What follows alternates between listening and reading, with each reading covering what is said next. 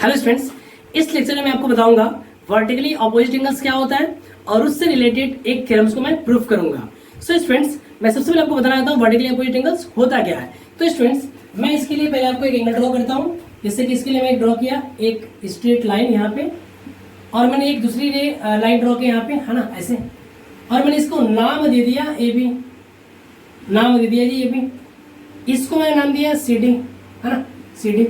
और ये जिस पॉइंट पे इंटरसेक्ट कर रही है ना, उसको मैंने नाम दे दिया ओ। तो आप देख पा रहे हो कि यहाँ पे एक एंगल बन रहा है, यहाँ पे ये वाला, और एक एंगल इधर बन रहा है। मैं अगर इन दोनों एंगल्स का नेम लिखने के लिए बोलूं तो भाई एंगल्स की नेमिंग मैं ऐसे बोल सकता हूँ ए ओ सी, एंगल ए ओ सी। और मैं अगर इसकी नेमिंग की बातें करूं इस एंगल की, तो मैं बोल सकता हूँ जी बी ओ डी या D O B, D O B. एक एंगल यहाँ बन रहा है, यहाँ पे ये वाला एंगल बन रहा है, इसके वर्टेक्स पे यहाँ बन रहा है ना, यहाँ बन रहा है। अगर मैं इन एंगल्स के नेम लिखने का प्रयास करूँ तो मैं बोलूंगा ए ओ डी। क्या बोलूंगा जी? Angle A O D. और अगर इसका मैं नेमिंग लिखूं मैं बोलूंगा बी ओ सी, एंगल बी ओ सी। अरे भाई, इन्हीं एंगल्स को बोलते हैं वर्टिकली अपोजिट एंगल्स। ये जो दो एंगल आप देख पा रहे हो, ये और ये, वर्टिकली अपोजिट एंगल कहे जाते हैं। और इन दोनों एंगल्स को ये बोलते हैं हम लोग वर्टिकली अपोजिट एंगल्स। आखिर ये बातें आती है डिफिनेशंस की कि इसको डिफाइन कैसे करेंगे सर हम, है ना। सो हाँ, अ पेयर ऑफ एंगल्स या two angles are said to be vertically opposite angles if their arm form two pair of opposite ray. One single listen me all the students, two angles are said to be vertically opposite angles. Two angles are said to be a pair of vertically opposite angles if their arm form two pair of opposite ray. अरे भाई, अगर यहाँ पे आप देख पा रहे हो मेरे पैर में, तो आप देख पा रहे हो ये दो एंगल्स है ना, ये दो एंगल्स हैं। ये अ पेयर ऑफ एंगल्स हम इनको बोल सकते हैं क्योंकि दो एंगल्स हैं। इन दोनों एंगल्स में देखोगे कि इस एंगल की रे ओ ए इस एंगल की रे ओ बी की जस्ट ऑपोजिट है ना। और इस एंगल की रे ओसी इस वाले एंगल की रे ओडी के जस्ट ऑपोजिट है, तो फॉर्म कर रही है ना पेयर ऑफ अपोजिट रे, है कि नहीं है। तो ये हो गया अपना वर्टिकली अपोजिट एंगल्स। स्टूडेंट्स, इससे रिलेटेड मैं बहुत अच्छी बातें बताना रहा हूं आपको कि जो दोनों एंगल्स होते हैं ना, ये दोनों एंगल जो है कि इक्वल होते हैं। Vertically opposite angles are equal.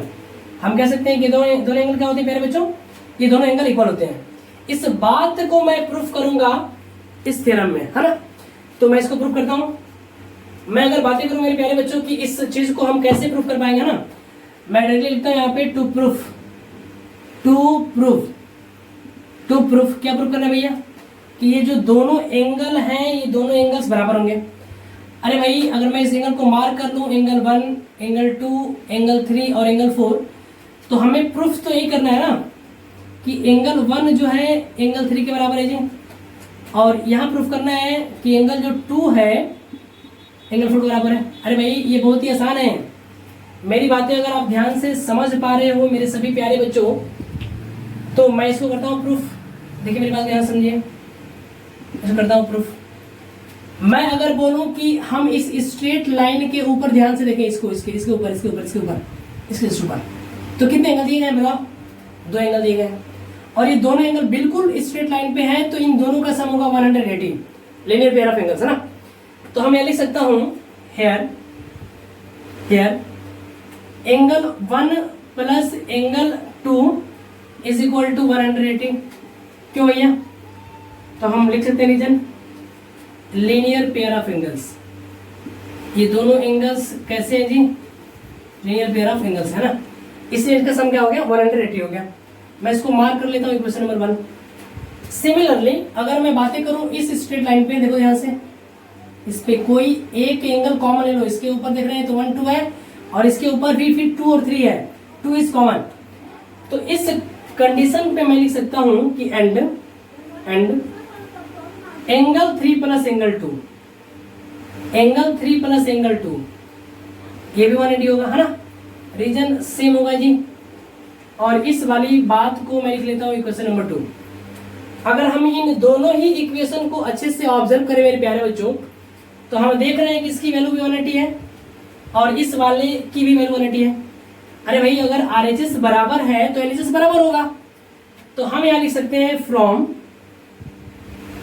Equation 1 and 2, from equation 1 and 2 हम कह सकते हैं कि एंगल 1 प्लस एंगल 2 बराबर होगा एंगल 3 प्लस एंगल 2 के। अरे भाई इस 2 को जब मैं इक्वल टू के इधर लेके आऊंगा तो -2 हो जाएगा और ये कैंसिल हो जाएगा, तो क्या बचेगा आपके पास बचेगा angle 1 is equal to angle 3, जिसमें मैं अगर एंगल 1 की नेमिंग की बातें करूं तो मैं बोल सकता हूं ना एंगल AOC बराबर होगा एंगल DOB के, हो गया ये प्रूफ, है ना।